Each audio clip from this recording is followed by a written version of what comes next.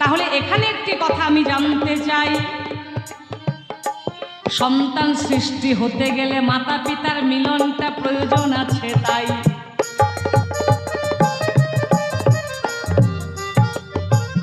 প্রকৃতি পুরুষের মিলনে ঈশ্বরের ইচ্ছাতেই জীব সৃষ্টি হচ্ছে, তাই তো? প্রকৃতি পুরুষের মিলনটা প্রয়োজন আছে। যেমন নেগেটিভ পজিটিভ একত্রিত না হলে যেমন মাইক বাজবে না, লাইট জ্বলবে না, ঠিক তেমন প্রকৃতি পুরুষের মিলন ছাড়া সন্তান সৃষ্টি হতে পারে না। তাহলে সেই কারাগারের মধ্যে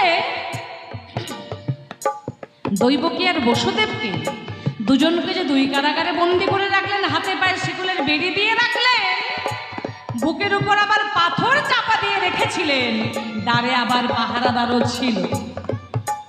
এত সব কিছুর মধ্যে